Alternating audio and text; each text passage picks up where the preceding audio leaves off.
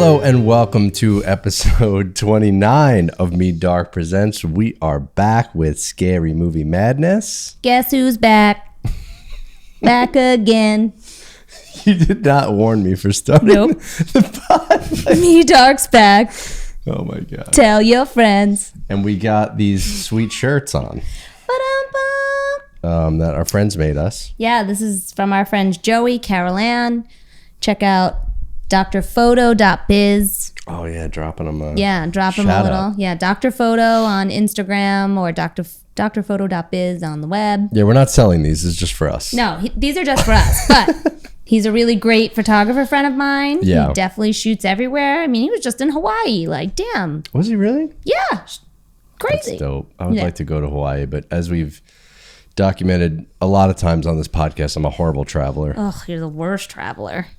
I always thought I'd though, rather like, stay home. yeah. Well, if I ever went to Hawaii, I would do like the stopover in Cali or something like Yeah, that. you got to do the at least a day or two there. Mm-hmm. And then, all right, flight time. Got So- another one. How was your summer? We took the summer off. I love how you say, how was your summer? Like we didn't live the We didn't same spend it summer in the together? same house. Well, yeah, but people listening don't know how your summer was. It was It was a COVID summer. summer. Yeah.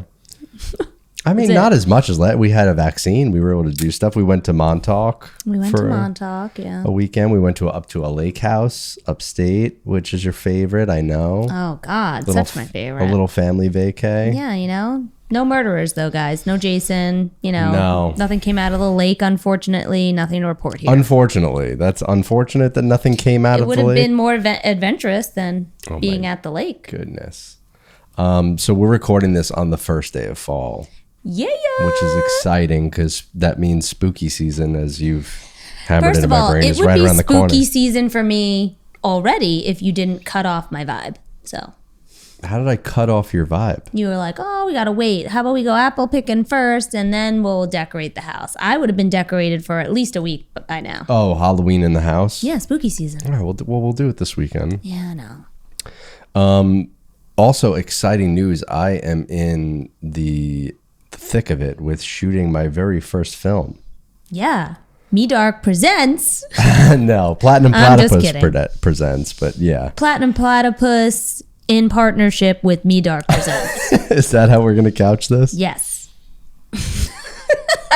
Well, it's That's not. my name gets on it from the funding portion. So that right. I'm in it now. Yeah, you're helping me with some of the funding. Yeah. It's extremely expensive to make a movie, and this is only a short film. The idea is to put it into some festivals next year and hopefully get some buzz going that, you know, somebody does want to actually fund it to make it into a feature, which could be really exciting. I mean, yeah, I'm just saying, we know horror peeps, okay? Of course, yeah, it's going to be a horror film. Yeah, we throw a legit party every year. We know what we're doing here. We know how to keep people engaged. Well, I would be lying if I said I know what I was doing. I've never made a movie before. You're supposed to fake it. I know, but Fake I'm it not. till you make it, babe. Like, nobody wants to hear your half-assed story about it. No, I I'm great. I think more people need to hear this because so many people get discouraged from doing or making anything because they feel like they don't know what they're doing. Of course. And my biggest advice to anybody who is a creative individual or wants to do something difficult like this or something that's expensive like this is just fucking do it. Like, you're not Facts. going to know how to do it until you do it. No. Richard Branson once said, if someone asks you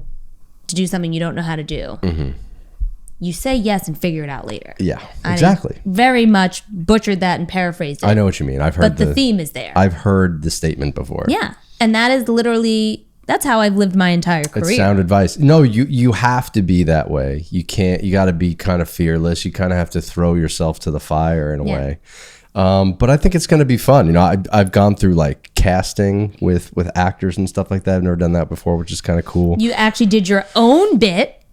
Yeah, I had to. There was one part that we've had a lot of trouble casting for whatever reason, so I had to like actually film myself acting out the part as like a directing guide, because these actors, it's not like they're coming in for auditions where I can meet them and like actually give them live direction. They're sending in tapes of, you know, little script sides that I put together, and nobody was hitting the mark, so I had to. Yeah. So you just spent a Saturday chilling in the basement recording. No, it was on Thursday because whatever. I was The working random from day home you were that home. day.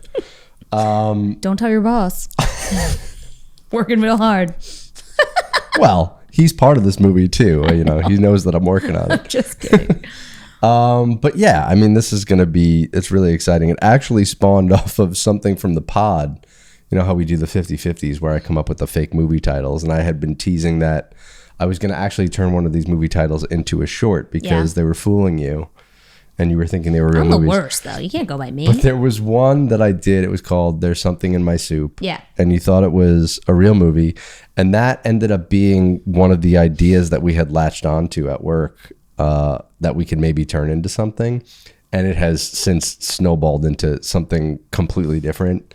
But that's sort of just the launching off point, which I thought was interesting that it came from a stupid thing that I came up with for the that's pod. how the best ideas work is you start out with shit ones and then you build on it and you evolve it and you get to this bigger, better story. So it's all part of the process. Back to why you just gotta fucking start, man. Just gotta fucking start. That's it. Speaking of just fucking starting, let's just fucking start the podcast and let's talk about this Netflix trilogy that came out, Fear Street.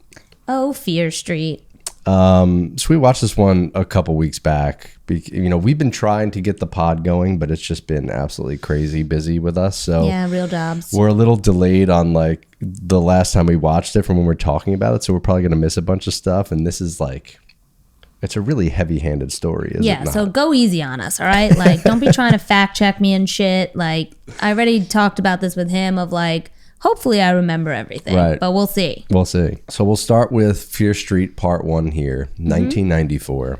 Definitely my least favorite of the three. Least favorite. I would have to agree. It's the worst of the three. I think like if you don't get past the first one, then you're missing out on the rest. I honestly was kind of stuck after we watched the first one, and I think I even said I don't need to watch the other two. Yeah, but I wanted to. You wanted to, and then it just so happened that like I was looking for something to watch, and you know, obviously this time of year we'd start to get into horror movies. I was like, let me just watch the other ones. Like, whatever.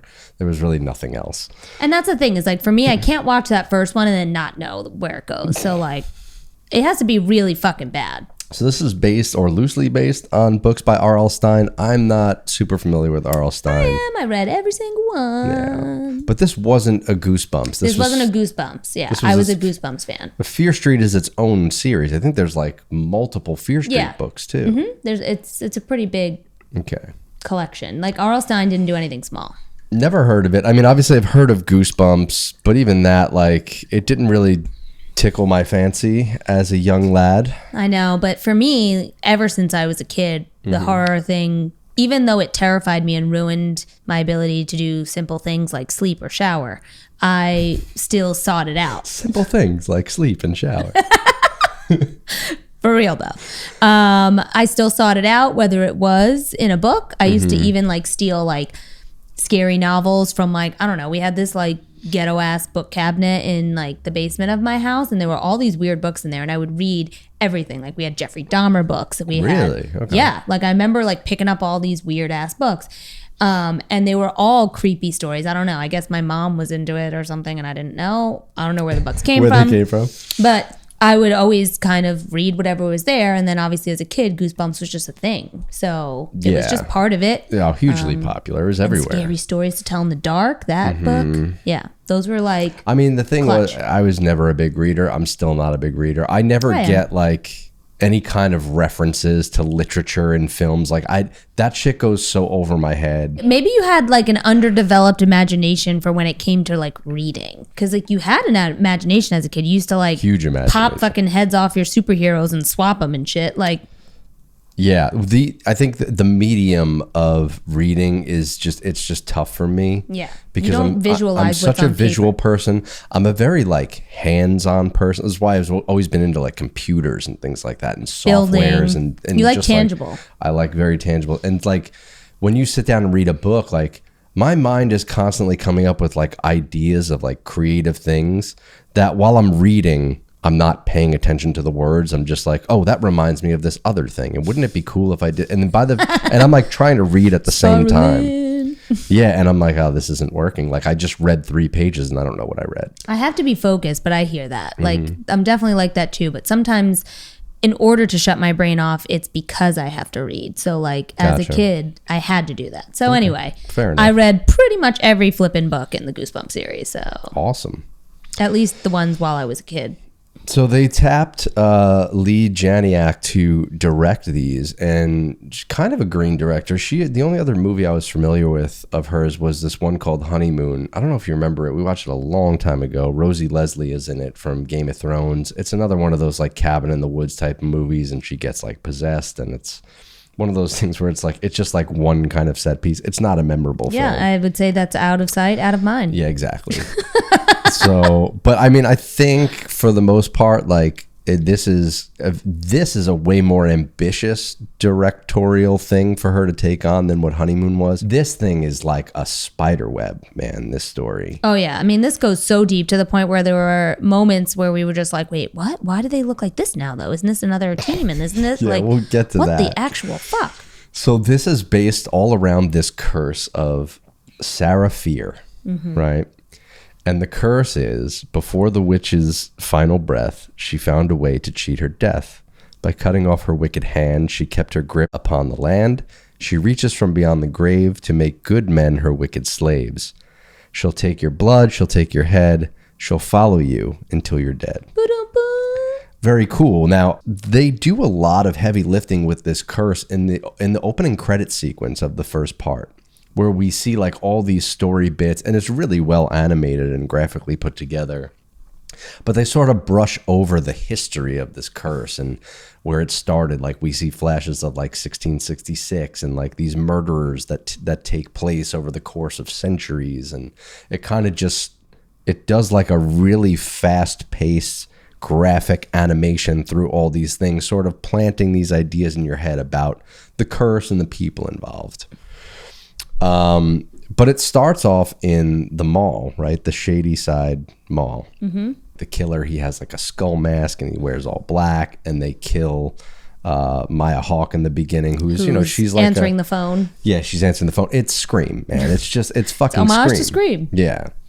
And I don't know. What is your feeling about rehashes or homages in horror? I think it's been done too many times and I'm sick of it. Yeah, I don't like it either. It's like I don't want to see the same thing. Like, yeah. Let the legends be legends and try to create something else that is iconic. Like I don't need everything to be like, oh, it's like in Halloween, and it's like, yeah, so I've seen that, so right. I'm good. Right. Like, thanks. You didn't do anything. You're not scaring me there because I can see it from a mile away. They do it way too many times in the series overall, just pulling from different references of different horror movies. Yeah. And I'm just like, you're pulling me out of your story because you're almost like every once in a while you're pointing at a thing. See, remember this in this movie? Look, we're doing it too. Yeah, and I hate it. And I'm just like, all right, yeah, I get it. And then I think right in the beginning of this, or maybe like halfway through this movie, I turned to you and I was like, every single scene, the dialogue is just heavy story. Yeah, it's like it's literally just storytelling, not conversation. There's no character building, really. Yeah, it's not conversation. It's not conversational. I thought one of the most interesting characters is because it centers around Dina and her girlfriend Samantha and her brother Josh. The brother Josh is interesting. He's on like AOL, he's in like the chat room with the person and they're talking about the curse and everything. But he was kind of cool. He had like it almost gave me like a Goonies character kind of vibe, or a Stranger's Thing kind of vibe. Mm-hmm. Or even like what they did in It. Like there's something cool about like the little kids who are trying to like unravel the mystery of the town that the adults just like ignore as not a big deal. There's just always something good about like kids when they're good actors, right? Like when you really have those kids who can like make you believe that they're kids, but they're also like shitty kids.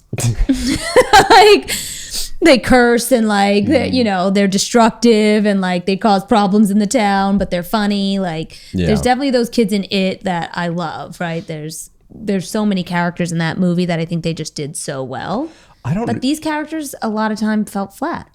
Yeah, it's weird, and I think I mean, I know they're not kids; they're high school, but yeah, it's weird though because like so many people like on like Reddit and like I don't know other things that I read like the It movie gets shit on a lot, and I'm like I don't. Those people probably like Fear Street. Well, yeah, I think that's what it is. Because like when I'm watching Fear Street, I'm like, all the dialogue feels very young. It's skewed very young, and I'm like, I started to feel like I'm too old for this to watch this movie. Like I can't relate to these kids in any way. They don't really have any kind of worldview that I can grab onto. It's just all about like stupid like high school shit, like drama about like her girlfriend and like that she jumped ship to the other school and there's this rivalry going on, and I'm like I've seen this so many fucking times. I also struggle with like when you are taking something like Fear Street that so many kids knew and read, like, and then you also just try to adapt it to be too modern, right? Like there definitely wasn't a lesbian girlfriend situation in that book. And listen, I am all for inclusivity and making sure that these things are represented in media, but I always hate when we have to take something that was an iconic story and you're like, oh, I can't wait to see how they bring this to life, and they just change things that don't need to be changed. I get why they do it though, and especially because like now I'm diving into like what it means to just like write a scene of dialogue and I get changing things for the story, and thinking about your audience and like things like that, and I'm like, all right, well, you have to think about what the audience is today and how you can connect with people so they can relate to your story. But what's interesting is like it has the opposite effect in this case, not always on me, where it's like you're going for a certain demographic, you're going for a certain audience, and I don't know that that's me. Whereas it was like, okay, you gave me this young cast of characters, but for some reason I was like, I can relate to these characters. These characters feel like real kids going through this thing. I think it didn't feel like it was about stupid high school shit. It was about real shit. Yeah, but at the same time, that's set in a different time period. Whereas Fear Street, they took a book that was written in a different. The first one is not 94. Well, 90. It's it's supposed to be 90, but that's not life in 94. Like that's what I'm saying is like you changed the reality of what life was like in 94 when this is a story that, as someone who was young and like read these things, you know, you think about it as, okay, I can't wait to see this that I grew up with brought to life on a screen. Yeah. And then it's a completely different story. It's not reminiscent of the nostalgia you have for it. And that's what takes it out to feel like, all right, this wasn't for me, but it should be because it's a nostalgia we're 90s film. Kids. Well, we're 90s kids. Fucking like that was not kids in 1994 for me. They hammer the 90s music in this. Hammer it. The Bumbies are back. Yeah. But they hammer like in the worst way. Oh, like, I don't know. They had "Burden in My Hand" by Soundgarden in there, and I was like, "Fuck yeah!" I feel like when the songs come in, it just is random. Like I don't feel like it's not well placed. Right? It's not. It's not timed to the right moments and things. Like it just feels like shit. Whoa! Like song. In the first one, especially, it feels like every time they switch a scene, it's like a new '90s like rock or pop song that you know really well, and like that's how the part of the whole thing. That's how the scene starts. And I'm like, does every scene have to have? Yeah, and that's why it's annoying because like 1994. All right, so what were we? 4th grade because 6th grade was 96, right? We were like 4th grade at that time. So like my perception. They were 10. Yeah, we're like 10 years old. So these are the older kids to us, you know? It's not even like, yeah, I get it. I wasn't a high school kid in 94, but still, that wasn't life in 94. I mean, it is to a certain extent. You have, like the film, just taking out of the time period in and of itself, the film style that they used was very much like, well, again, it was like Wes Craven. It was Scream or like any kind of 90s slasher, like I Know What You Did Last Summer. The way that they set up and frame a lot of the shots is like, it's meant to put you back into that time. The AOL stuff, the mixtapes, the mall, right? The mall is like a big staple of the 90s. But there's just something about it that like visually, maybe it's the cinematography of it too. Like I wanted to feel more of the nostalgia and it just wasn't there. It felt too modern and not like it was placed in. It probably goes back to what we were saying though about like how everything is story driven and not character driven. Maybe. I think if it was character driven, I think we would have felt more what you're talking about. Right. Like also like all the girls are like so well done and pretty and all this stuff. It was not, no one was dressed like it was the 90s. Let's say that too. Like, let's just call a spade a spade. They were dressed like people now that I think in about it. 2021 who are ripping off of 90s style because it's vintage. Like, whoever casted this, the costume designer is some 25-year-old who is like, oh, this is going to be so cool. You don't know that. We're going to take 90s. Yeah, but you don't know that. I'm not saying I know it for sure. I'm saying that's what it feels like. What it felt like. It's not They a missed the real mark for you. representation. Yeah, it wasn't a period costume design. What do you think of the actress Kiana Madera who plays the main protagonist, Dina? I mean, again, I don't know. Nothing. Like, we're talking about the 1994 episode. Like, Well, she's in the whole thing. She's the I main know. driver of the We're story. kinda talking Well, about actually, she's not 1994. in the second one, but no, she's not really. That's why I'm saying, like, in the first one, it's like, all right, yeah, she's good. She's like, again, she's supposed to be a powerful female lead. I love that. Great. I think she's a good actress. Yeah, she's She good. can But the story doesn't do anything. She definitely carries it. And then her love interest, Samantha, played by Olivia Scott Welch. Okay, like a little flat to me. Like I don't know, the chemistry between them Exactly. It doesn't sell you. was a little broken. That's what I mean. It's not nothing there. Nothing there was. It's like they also took their. They know this girl's good. She'll drive the whole thing, but then they gave her nothing. Yeah, I think my favorite parts actually of the first one are the two friends, the drug dealer friends. Yeah. Kate and Simon. Simon especially is just he's just funny. Like I like his beats are like they're really welcomed in the movie because so much of the dialogue is about this curse and they're just layering on all this shit. Explain. I think the kills are really brutal at the end in the mall. Oh, I actually was. That's probably my positive. Is that I didn't like after it started and we were watching it. I'm like, oh, this is gonna be bad. Yeah, I didn't expect anything from the kills. Kills and then are I was great. like, oh shit. these I are also love no the joke. idea behind the killers is like because Samantha bleeds on the witch's bones, right? And this is what prompts all of the killers that were possessed previously to now come back to life. And then the idea is like if you bleed on the witch's bones, Basically awakens the curse. yeah, or so we think. We think that that's what's happening. Yeah. But because whenever you bleed on the bones, you touch the bones in some way, you get like information about the witch, and then it's like the witch possesses you in a way. Yeah. And now these killers go after the possessed individual, which is a really neat idea because they're sort of like You don't know where it's going to come from. Where yeah, to and turn. they're like these unkillable entities, and like they all are like representations of times past, and like that whole idea is super cool. Yeah. Favorite kill though is got to be that meat slicer kill. Oh my when God. he feeds her head through.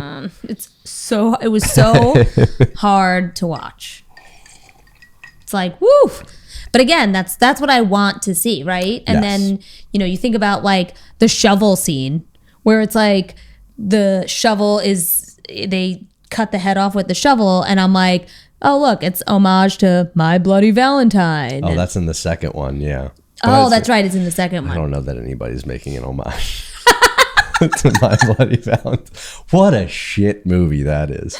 But it was the best kill in My Bloody Valentine. You have to admit. Yeah, it was very CGI though. It was poorly executed, but the idea of like the head, the shovel, and then the head sliding down the shovel was great. That POV kind of shot. And that's what I thought of when I saw that. But I guess, oops. Yeah, Second. it's the second. Well, we'll scene. get to the second one soon. Before we go to the second one, I thought the dumbest possible thing they could have, and I don't understand. They give Sam all those drugs so she can like kill herself because the idea is like the only way to like break the possession is to die, so that all the monsters stop attacking So you. they think they'll overdose her and then bring her back to life. Yeah, so that was dumb because it was like, first of all, it was like 900 pills, and I'm like, what are these things? And they were in like regular like, I don't know, like plastic capsules and shit. I'm like, this is dumb. And then the idea was, we'll just have like 75 EpiPens, and we'll just keep stabbing her with the EpiPens, and that'll bring her back. I mean, that's kind of believable, like dumbass kids who watch Pulp Fiction and were like, this'll work. But see, the Pulp Fiction one, it makes more sense because she ODs on one drug, and he just injects her with one gigantic dose of adrenaline. It's not an EpiPen. Aren't EpiPens for like allergies and shit? I'm like, what is this? But again, this is dumb high school kid logic. Like, come on. Yeah. I don't know. So in part 2, we flash back to 1978. 1978. So at the end of part 1, they meet this character, C. Berman, because she's the one that survived the whole possession thing and got away from these killers who were hunting Sam. And they're like, we got to go to her because she has the answers as to how we can break this curse that's on us now. And it's played by Jillian Jacobs, who I love. Mm-hmm. She's from Community, and she was in that show Love on Netflix. Great actress. But it's kind of cool how they do this transition, because she has like this story about when she was in camp in 1978. Mm-hmm. So now this is how we transition backwards, is through her now. Through her storytelling. So this is another one of those camp massacre situations. Obviously an homage to Jason. And a little Evil Dead vibe in there.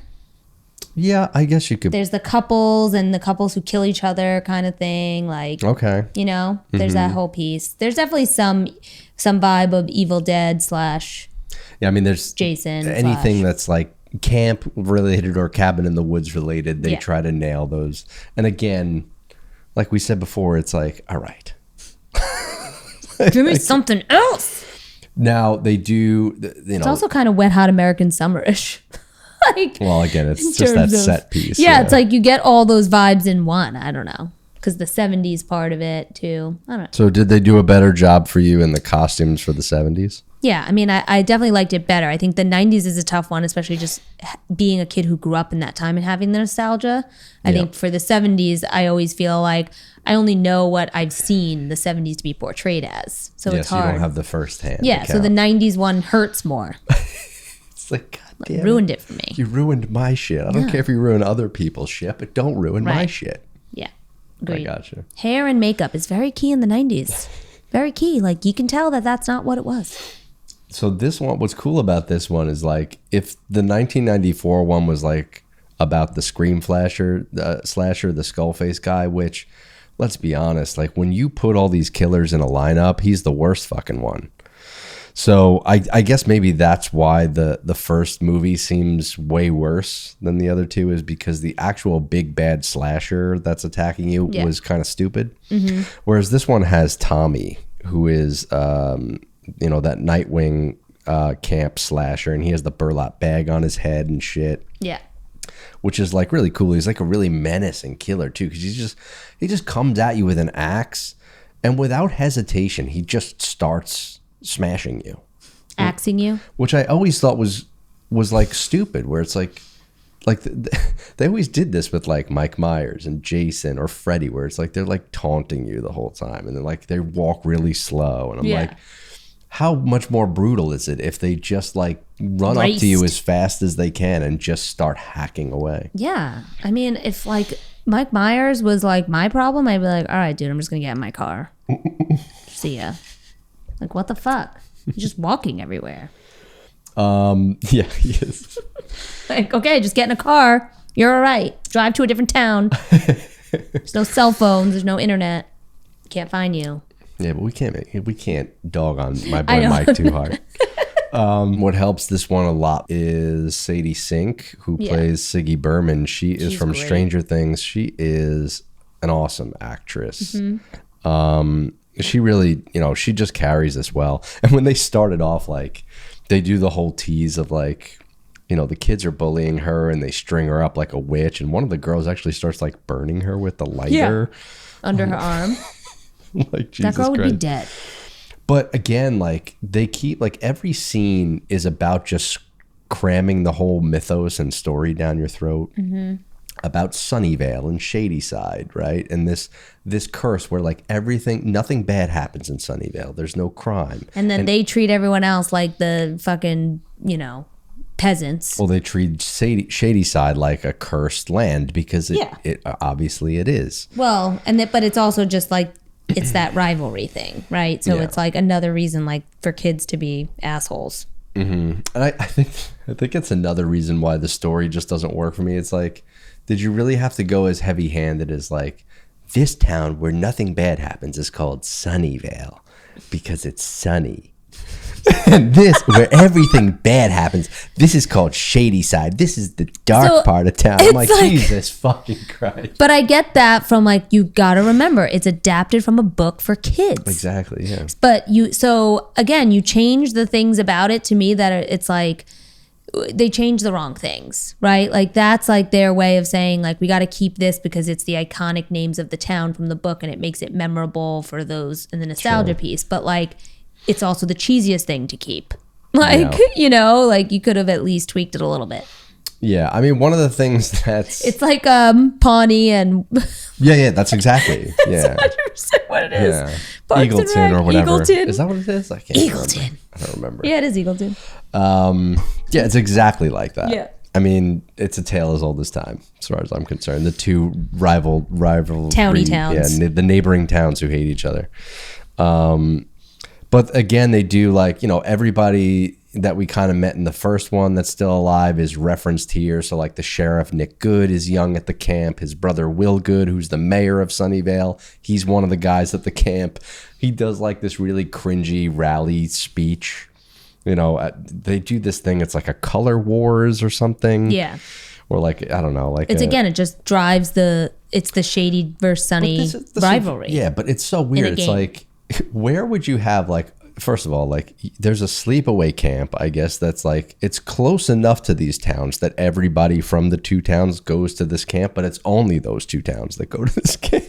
Well, this is what it's like. I mean, you're in a townie. It's like townies. I don't know, it's very strange. Like really small. But I went to camps, like sleepaway camps. But it's like, it's people from all over. Like, it's not like, oh, everybody from my town is going to this camp. Oh, and also everybody from the rivalry town is going to this camp at the same time. And we just meet here every year. And we have this color wars battle. And we just torment each other. And we just hate each other. Like, the whole setup and premise is like, what the fuck is this? I mean, I get it. There were summer camps though, like where I grew up, that like my friends always did go to. Like I didn't go because I was fucking poor, and poor kids don't go to camp. So, you know, all my friends would be gone for like a 2 to 3 week period or whatever it was in the summer, and I would literally have shit to do because I couldn't go. But there was always like stories when they came back about like the kids from X area of who were there versus these, you know, versus us. Yeah. It was, I think for us, it was always like East Islip versus West Islip. It's like that. Right. I mean, I guess in that context, though, that makes sense to me. Whereas, like, this is like, it's a totally separate camp where just all the people from the two towns go I don't know. It was just...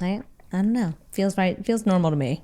But I don't know anything about camp. Yeah, no, it's not normal. It feels normal based on what I saw my friends do as kids. That's what they did. They all went to the same fucking camp every summer. All right. I know. It's weird. I don't know.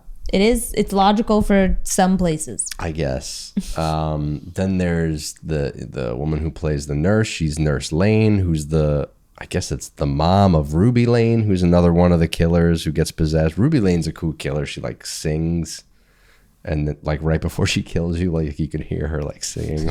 She's pretty savage. It's like the siren songs of the mermaids. Yeah. Well, you have the two Berman sisters, right? There's Siggy Berman, and then there is Cindy Berman, who I think we're led to believe is the Berman that is played by Gillian Jacobs' character, the C. Berman, but it's really she's Siggy. They like twist it on you at the end. Yeah. But they do the same thing where it's like, you know, the Cindy sister is like, she's the innocent one, and you know, she doesn't want to do drugs like everybody else, and she's, you know, the boyfriend Tommy, you know, before he turns into the killer, you know, he's like trying to get her to have sex, and she's like, I don't want to, you know, like, I'm not ready. So it's like typically like that's a classic trope in horror movies. It's like a superpower that they give to like the damsel in distress or the heroine to like survive the movie. Right? Don't they talk about this in Scream? The Randy character is like, you got to have the virgin survives. Yeah. Drinking, drugs, and sex. You're dead. That's it. Yeah. And in this case, it's kind of cool because it's like you're mixing the slasher with the curse stuff, which is kind of, I think that's what makes it work a little bit for me as the series went on, is like, okay, it wasn't just like a standard slasher thing, like, and it wasn't just a standard curse thing. Like they kind of married them together in an interesting way. Yeah. Where you actually were like scared of, okay, like when these killers come back to life, you're like, everybody's fucked. Yeah, I don't know what the hell's going to happen now. How's this going to go? They can't kill them. Yeah. And that's where I think, again, there's really great elements here that just fell flat when it doesn't all come together. Yeah, well, then they do like a Goonies thing here, because this one gets pretty off the rails quickly with like very heavy-handed with the curse and the names on the rock wall, and they find the cave and they find the book. It's like one big escape room. Yeah, but it's also like it's one big investigation, right? There's that one big, I guess I think Alice is her name. She's like the girl with the short hair. She's like one of the friends of the Bermans. Yeah, or whatever. I don't even remember people's names that I meet. Yeah, but she like her and Siggy they end up getting trapped in like that cave portion. Like they find that book and it has like a map or something, and then they locate the witch's mark. Yeah, that's the little cave. That's how they eventually find that. This one, it spends kind of a lot of time doing that, but once it like hits its stride, it gets really cool. And what really elevates it from the first one, like she touches that gross like blobby mass thing was cool.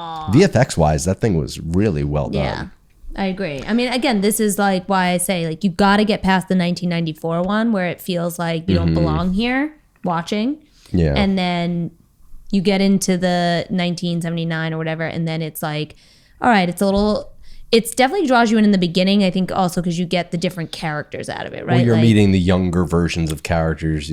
Yeah. It gets kind of confusing. It does get you do get confused. So like, I think that, again, this is like that point where it's like, okay, I'm watching this and da-da-da, and, trying to put it together. Right. So now you have to really pay attention or you will get lost.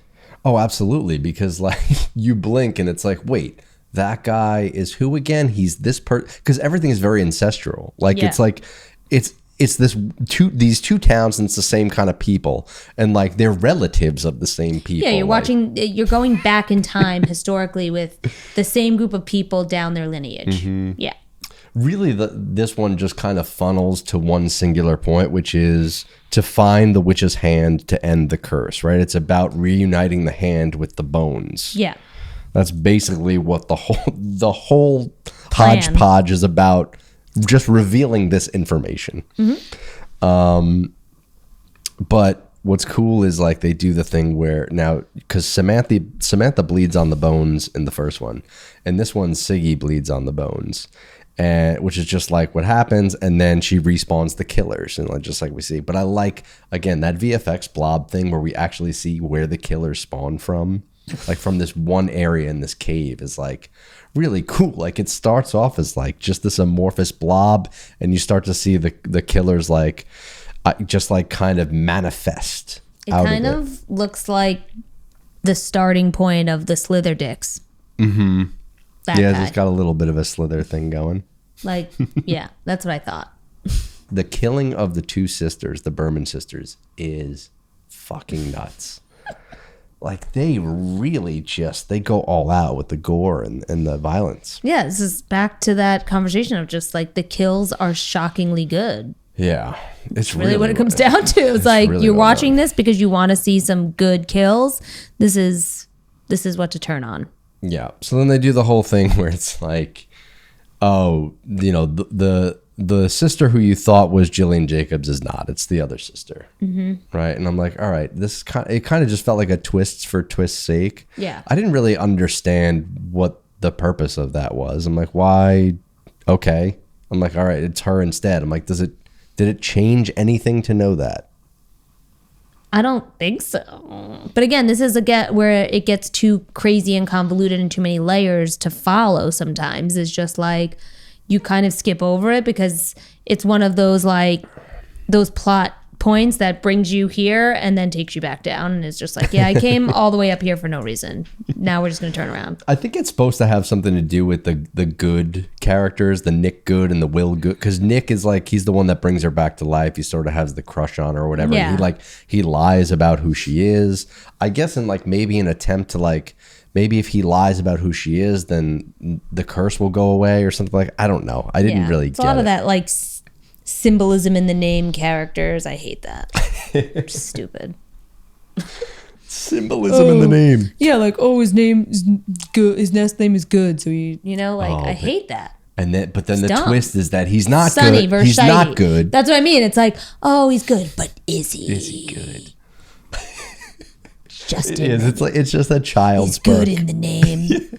Like, shut up. I don't necessarily hate when you name things with some sort of a reference or a hint, because it is kind of something that you just do but I like when it's done in a subtle way. No, don't tell me that that's smarter than like Jamie Palomino. That's different. No, that's good naming. That's good naming. It is good naming, but I'm saying Jamie Palomino, it definitely sounds like a real person you knew in high school. Like, you know who that is. Yeah.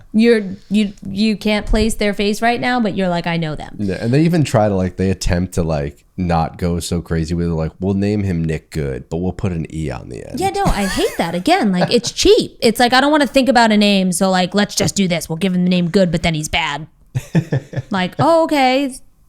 Someone was ready to go home from the writer's room. Well, they do that so much in this. Yeah, I don't like it. Even the next one, right? Part 3, the 1666, the 666, the devil number. I mean, that I don't hate. Yeah. Because it's the origin story now, right? Mm-hmm. So that ties. You're not throwing 1666 around the whole time. It's just hey, in this particular year, that kind of goes along with a curse, and in cultural sense, the fact of you're also those hinting number at symbolism. You're also giving a subtle clue about maybe it's not a witch, but it's a devil. Yeah, maybe it's more of a demonic thing. Love demons. So when they end part 2, I think Dina finds the hand, right? Mm-hmm. And she reunites it with the body. And then this somehow transfers her back to 16. So now this is how we get to 1666. Dina goes into the body of Sarah Fier. And this is where you get so fucking confused, because you're like, why is every character the same person and it's 1666? So I'm not gonna lie. I'll tell you exactly why I was confused, because now watching some recaps of it and seeing the actual shot of how they transition it between her and Sarah Fier, I missed it completely because I was just a little too high watching this. Yeah, you were like, what? I don't understand. Wait, why is it old time and they're still the same people? You were so all confused. the same characters are brought back. But the whole thing here is that she's seeing through the eyes of Sarah, but the people around take the form of people she knows. Right, and it's sort of twofold here, because all the characters that we met from the previous 2 movies are now taking on new characters in 1666. And part of it is, okay, if Dina is seeing everything through Sarah's eyes, she's just seeing these characters as familiar faces, kind of like a dreamlike thing, which is all right. I'm like, okay, cool. And it also plays into the fact that a lot of these characters are playing ancestors of other people in 1994. Right. And I'm like, Jesus Christ, nobody leaves this town from 1666. Babe, I'm not going to say it again. It's a towny fucking town. This is backwoods Arkansas places where, people don't fucking leave. It's oh, what do you want to do? You want to go to the big city? They're going to eat you up and spit you out up there, boy. And then you stay down running tractors in the South. It doesn't strike me as a hick. No, I'm being very exaggerating here. Yeah. But my point is there are towns like this where there's generations of people who don't leave because they love it so much. I mean, honestly, Crazy. The Hamptons is like that. I told you about this. There's so many people I know from there who really love it and just don't ever plan to leave. Mm-hmm. And they have generations of family who live there, and it's just it has everything they need. They love the charm. They love that it's not the big city feel, and they like the nostalgia of it. So these places exist. No, of course. I mean, I wasn't saying it as a negative. I was saying it as it's funny, how from 1666 to 1994, all of these same families are still there. Yeah, I mean, 1660s, the Lanes, the 70s Goods, to the 90s makes sense, I guess. Maybe early 1900s, but 16 about centuries of time. 16 is it's pretty far. So this one's obviously pulling reference from movies like The Village or The Witch. The Village is the one that I definitely got, but yeah, the Vitch. We always say the Vivitch. The Vitch. Which is Have another y'all one. seen the Vivitch? I have to go back and watch The Vivitch. Not on edibles. No, I didn't watch that film high. Oh. But the first time I watched it, I found it boring. And I know there's a lot of horror fans that are like really big on that movie. It's that one and Hereditary. And I'm like, we got to watch Hereditary again. I've watched Hereditary 3 times. Really? I'm like, I only watched it once. The funniest thing is like, I love Ari Aster as a director. Midsommar, I thought was fucking incredible. Oh my God, I was just about to say, we've never talked about Midsommar on Midsommar, and they love Hereditary. And I'm like, what am I fucking missing? I'm like, these two movies aren't even close in quality. I'm just convinced. Hereditary is stupid. I'm convinced people don't understand what's scary. It's just different strokes for different folks. I mean, I get it, but like when I think about movies that people really harp on, it's like, oh my God, this is terrifying. Like, and then you think of Midsommar and you're like, I hated it. And you're like, really? Like, loved Midsommar. The visuals in that? Yeah, they haunt me in my dreams. You can't unsee that. You know what I can unsee? Freddy Krueger shit, because it's bad. Stupid.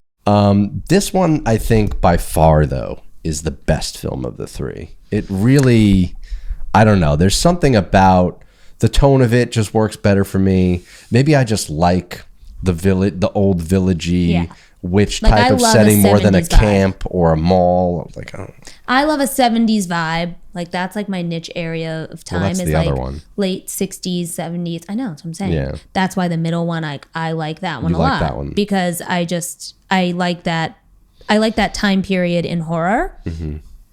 Anything 60s to 70s, if you look back, like those tend to be the ones I like the most. Yeah.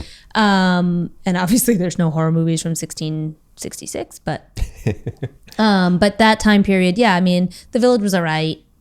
I like The Village. It's all right. I think what helps this one to stand out from the other ones is it has an actual film score in it. Yeah. Whereas like the other two are like, here's 90s songs, here's 70s blasted in your music. face when they don't have dialogue. I'm like, Jesus, all right. Yeah, like, it's dead air here, just throw a song in. And quite frankly, it's funny because like 90s rock and 70s rock, my 2 favorite time periods for rock. Mm-hmm. And like, yeah, I love this music, but it's too much. Yep.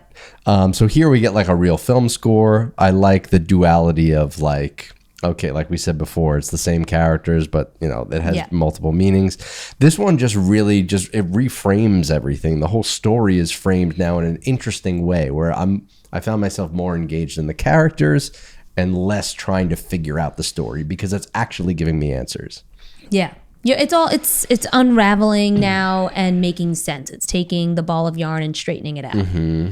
Yeah, the parallel between Dina loving Samantha and Sarah loving Hannah Miller. Yeah. Is like that's the forbidden fruit, right? It's like and that's what sets off the whole chain of events is like, you know how all the kids are like, they're all like, we're gonna get wasted tonight, basically, and they have like that thing in the woods, and like one of the girls makes fun of the kid's boner in front of everybody. I'm like, this is great. Like times don't really change at the end of the day. They really don't. Kids will be kids, right?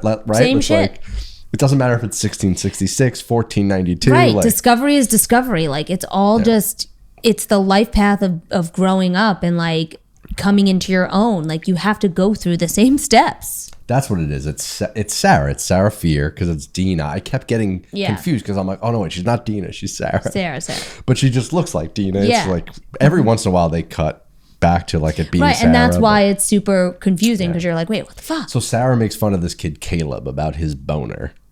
And then he discovers them fornicating in the woods or whatever. And he uses this as an opportunity to get back at her by telling everybody about what went on. Yeah.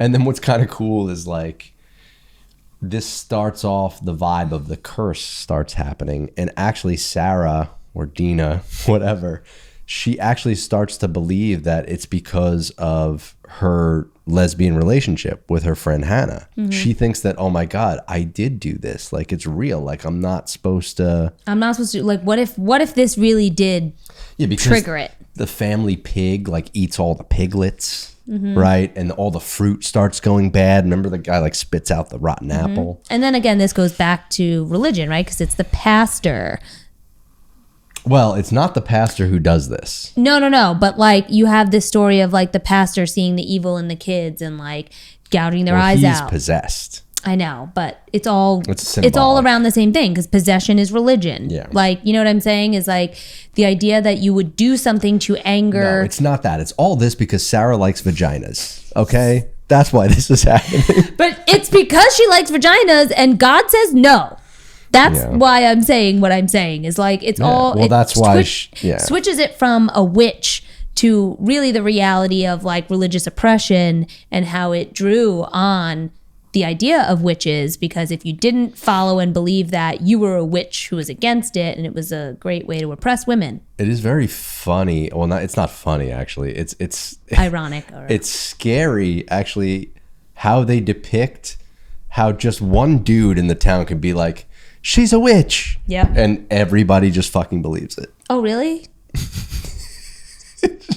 No, I know. It's frightening. It's frightening, and that's still what we do today sometimes. No, I mean, not to that extent, babe. I mean, we have way more discord than. Yeah, but I mean, back in different ways. The whole trial that they put her on it's just comical. Like she has no chance. It's just like that's what I mean. It's everybody in this town is just looking for an excuse to just, okay, what's the curse? It's her. She likes vaginas. She's a witch. Let's fucking kill her. Well, no, it's also right. It's the way that they do it in the sense of like you just say something and then all of a sudden people stand up and go, yes, I saw that too. And yes, I did as well. And yes, she did it to me. And it's like, that's not a real trial. No. If you know why she's here and then you give your evidence, like that's not. It's so ridiculous. It's not it. That's not evidence anymore. It's not a real usable account. It's just you being like, I need this to end, so I'm going to agree and say I saw it. Right. Yeah. Sheep. It sucks. And then to add to my confusion, so you have Sarah, and then you have this other character, Solomon Good. It's another one of these goods, and he just looks like Aaron Rodgers. I couldn't stop fucking looking at this guy going, it's Aaron Rodgers. Like, why is Aaron Rodgers in this movie? And again, I'm a little high watching this, so. Yeah, you kept saying, I'm like, all right, I fucking get it. Honestly, maybe that's why I like this one more than the other two. Maybe because I was high. Oh my God. But I think this is cool, though, because this twist I got on board with. The fact that there's this one guy in the town, Solomon, who Sarah confides in. And she even goes to him. She's like, did I do this? Like, is this all because of me? And he's like, no. Like, this is ridiculous. And he's like acting like he's going to protect her. Then that whole fucking crazy scene happens with the pastor, Hannah's dad. He fucking kills 12 of the kids from the town, gouges out their eyes, gouges out his own fucking eyes. Does he like cut out their tongue and shit too? Or something? I thought it was just the eyes. Oh, maybe I made that up. And I guess this 12 number gets repeated. I don't know what the significance of it is, but there's 12 victims at the camp also. I don't remember if there's 12 victims in the 1994 one, but for whatever reason, it mimics itself. Yeah, I wonder if that's what it comes down to is like there's 12. They're at 12 when we get to this point of Dina kind of discovering this, wormhole. Yeah. So I love the pastor scene is creepy. Solomon as a character is cool with, him acting. Well, you think really the whole time that he's like the guy who's going to be the voice of reason in all this, right? And he's helping Sarah, and you're like, there's this mob after her, and you're like, all right, he's going to try to be the one that saves her. And I was just kind of waiting for it to be like tragic where he does try to save her, and in the end, like they kill him and she gets burned, and then that's part of like her motivation for revenge is like, not only did you ruined this relationship with me and Hannah, but you killed the one guy who's actually a good person in the town. That was my thinking. I ended up being completely wrong, which I'm happy about. Now, what did you think? I think you even like screamed out loud. You're like, yeah, when this part happened. What? When she does this. I remember now. Hannah gets captured and Sarah finds her way to Hannah, and she does that whole like speech about like they want a fucking witch. I'll give him a witch. Oh, yeah, that'd be me. That's what I said. That? I was like, oh, okay, you guys want to fucking play? I'll play. It's a cool way that they do it because she's like, what difference does it make at this point if I'm a witch or not? If I make a deal with the devil, so be it. at least I can get my revenge. And you think that they're setting it up for like, this is the curse, this is the moment. Right. And you were like, yeah. And then I was almost like, okay, this is kind of cool because it's almost like you appreciate the fact that she did the curse. And you're like, this is actually kind of a good thing. No, that's punishing people for their fucking ability to be stupid as hell. That's what that is. So like, this is what you get, and either learn from it or be a product of it. Yeah. I thought it's a powerful scene. And then she runs to Solomon. This is right before she's planning on actually making the deal with the devil to set off the curse. And then what does she discover? She discovers that Solomon actually has the witch's mark in the basement of his house. Dun, dun, dun. And he's the one that had set off this whole chain of events. He's the one that made this deal with the devil. Yep. That made the pastor kill the kids and curse the land. Just like a man to blame it on a woman. And he did it for power. Shocking. Right? We've talked about this though. It's like it's kind of interesting how this always repeats itself, where men seek power by any means necessary. Any means necessary. Oppressing a group that gives them benefit. Yeah. Just throwing it out there. How do you feel in general about like the whole making a deal with the devil curse thing? In what way? I have a lot of feelings. I need a little more support in the question being asked. Well, I guess in contrast to it of being a witch's curse. I mean, I like it because like it at least created a spin, right? Like you knew from the beginning there was this curse from a witch. It's nice in that spin It's cool. sense. I like the spin of it. Yeah. Yeah. And then again, it goes back to what we were saying, that like everyone's talking about it being a witch, but really it's more of a demon thing. It's more of a demonic, which hell, really in hell and heaven situation. Right. And in the context of, the slasher killers, it really makes a lot more sense. Because really, I guess the way that I think this is how it's meant to be interpreted is that he puts the curse on the land so he can get power in the Sunnyvale side, and Shady side is the one with the rotten fruit and all, the poor livestock and all that other shit. It's meant to be that the witch's curse and the hand and stuff like that, that's about like discovering the truth of what happened. Like the witch's curse, or the curse of Seraphir, is about like, I'm going to eventually get you, Solomon Good, and your family and your ancestors. At some point, this truth is going to be revealed, and that's the bleeding on the bones.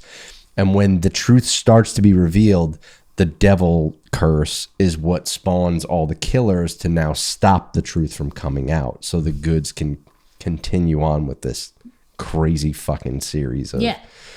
It's a very intertwined story. But what's weird is like, why is it that all of the goods have to keep making the deal over and over again? Like they show like this montage of like, and every generation of good men. Because you gotta show, it's like ritual sacrifices. That's why. Like think about like sacrifice. Order to maintain the power, it has to constantly be. That's how sacrifices are born. Is like, it's why there's religions that do that shit. It's like you have to continuously show your appreciation to the god or devil in this case, and presenting gifts. Right, like that's a very common thing with rituals. Now in this case, it's he's like presenting blood, I guess. Yeah, like they have to keep this kind kill of somebody going. From this part of town. You can have this soul. Yeah, you got to continue to as long as our town keeps being. You feed the devil souls, and then we get what we want. Like there's got to be this give and take. Otherwise, like what? You're gonna give me one fucking person, and then I'm just gonna be like, yeah, here you go. Yeah, have the best life ever. See ya. No, he's like, yeah, you're gonna keep fucking doing this shit. Otherwise, they wouldn't be calling me the devil, bitch. Yeah, the devil is never satisfied. Yeah, like what the hell? If I only got to do it once, I'll make the deal too. Let's go. I got some people on a list. I'm sure you do. I'll serve your ass up right now. I think we were just talking about one of those people when I came home from work. Silver platter. What do you got for me, my friend? Yeah. So this is, this whole set piece is cool because we learn about the whole story, and then we get transferred back because we have to have the resolution, right? Which is, okay, now I'm back to 1994, and that set piece is not really my favorite. We're back at the mall, right? And for some reason, this just, it it reminded me too much of how Stranger Things season 3 ended with the whole showdown in the mall and the monster. Even the way it was like lit and everything, I'm like, I don't know. Like, I feel like Netflix like just reused the same set piece almost. Yeah, there's something about like sometimes these Netflix produced or Netflix, funded, that they all have that same cinematography feel. I know what you mean. Like that's what I think gets me on that 1994. Again, like the whole package just wasn't there. Like if you're gonna sell something as period driven, I do like how conceptually how they handle the monsters in the end with like trapping them in all the like they use Dina's blood as like like bait almost to like lure them into certain stores so they can close the gates on them so they can just deal with like, I think they're just going after the sheriff at this point. They're trying to kill Nick Good. But they're like, well, he's going to send all these fucking monsters after us. So we got to isolate them somehow.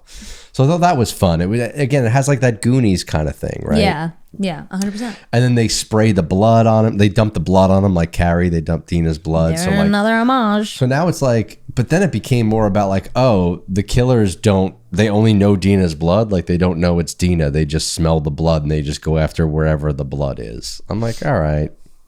I mean, it goes with the riddle-ish, cool. right? Yeah. And then they start spraying the blood on each of the monsters too. So the monsters start killing each other. That's the smartest move. That was smart. Yeah. All the different slashers now like just turn against each other. Because like, other. Oh, you have her blood. I'll kill you.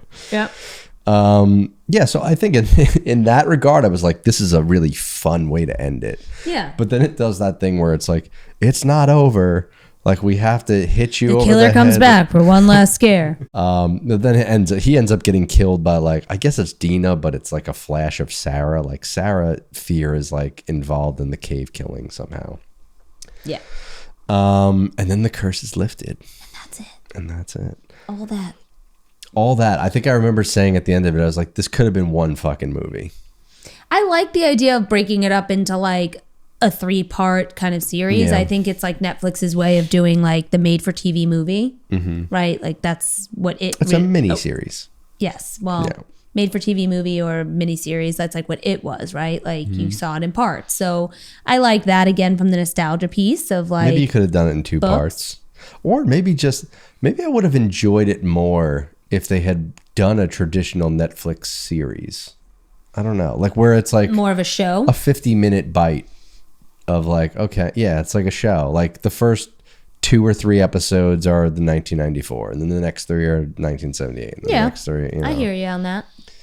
But whatever. Easier to digest probably and take in what you just watched before the next part of the story. Yeah, because I think overall, once the whole story is revealed to you in this like spider web of all these people and all these curses and all these things that you're supposed to like keep track of, when it's all said and done, the smoke clears. I'm like, it's a cool story. Like and I love the reveals of it at the end. Like the third one is so strong because we get all the information finally. Yeah. So that's cool. It just takes a fuckload of time getting there. Yeah, and again, it's like that you gotta get past the first one where again you think you're not gonna want to watch, but it really does give you a good story payoff in the end and great kills and lots of good twists. Obviously, we just went through a bunch of spoilers in this, so we gotta hashtag that so people know if you didn't watch it yet. But definitely worth watching, I think. Okay. If you want to, if you're going to watch it, pretty much just always, watch it. If you're listening to this podcast, we spoil everything. We're just talking about the movie. I know, but, sometimes we do save it. We saved it in, there was one movie we talked about where we didn't say anything. That one, yeah. Don't Look Now. Yeah. Because we did like, in the beginning when we first started this podcast, we were doing I can't ruin it. We were doing those lists of like, okay, we'll stay within like a type, like a supernatural horror or whatever.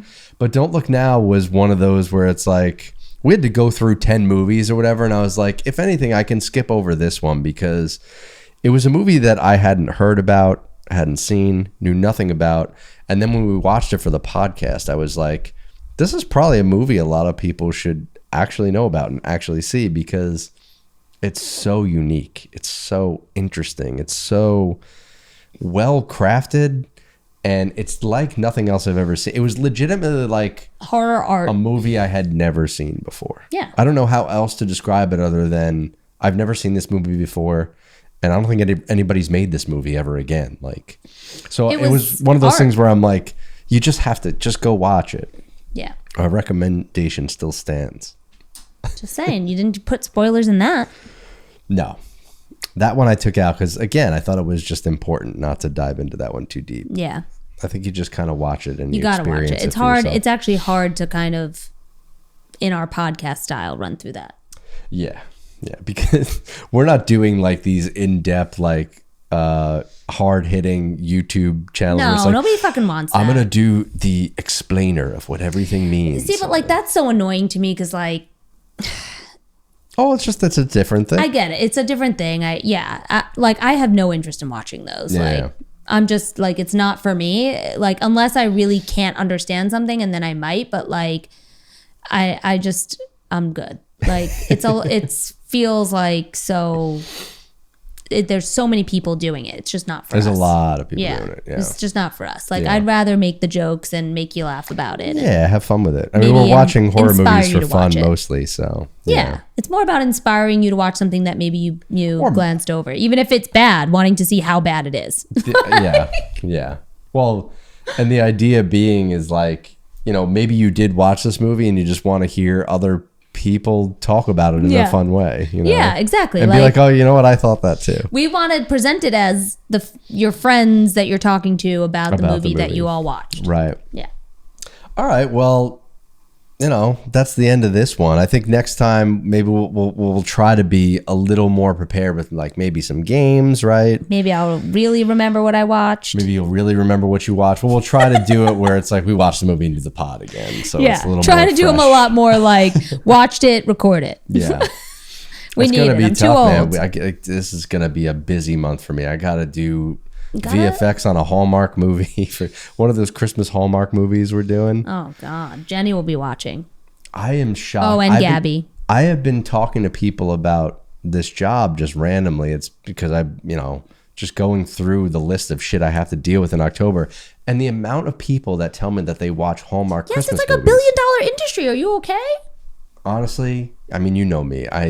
I'm in my own world with shit. I had no idea that these things even existed. Oh my God, and they're all the same. Oh, and fun fact, Bruce Campbell from Evil Dead is one of the stars of this film. And I'm like, why is Bruce Campbell in a Christmas Hallmark movie? That's just too weird for me. Like, especially like the Evil Dead show, like, and the way that he is in that show. It's like, I can't watch him in a Hallmark movie. Yeah, Like, are you okay? You're gonna put Seth Rogen in a soap opera? Same thing. Like, what are you doing? Did you hear this thing? Will Ferrell and Kristen Wiig did a Lifetime movie. It was a fake Lifetime movie. No. It's a real Lifetime movie. But they did it as a joke, but it's not a comedy. No, they were just like, it's so ridiculous for us to do it. We're gonna do it, and that made it funny. It was almost It's actually like genius comedy. it kind of reminded me of like something that Andy Kaufman would have done. It's like a method acting like comedy thing where it's like, we're going to do this movie for Lifetime. It's not going to be funny. We're not going to be funny in it. The joke is just that we're in the movie. Yeah, I know about And this. I'm like, oh my God, Have you ever actually watched a Lifetime movie? No, but maybe we should watch this one. I'm going to find some, and you're just going to go, who is watching this? And I go, everyone in my family every week. Isn't it usually just about like a woman getting like beaten or abused by a man? Yeah. All right. Well, let's wrap it up. And we're going to try to go balls to the walls with some real hardcore horror here coming up. Because listen, we're going to be in October. This is real spooky season. I'm not fucking around with no R.L. Stein bullshit after this. Okay, we didn't watch this for spooky season. It was outside the realm. Yeah, it was. It was a while ago. All right. Well, that's it. And remember, We don't give awards for art.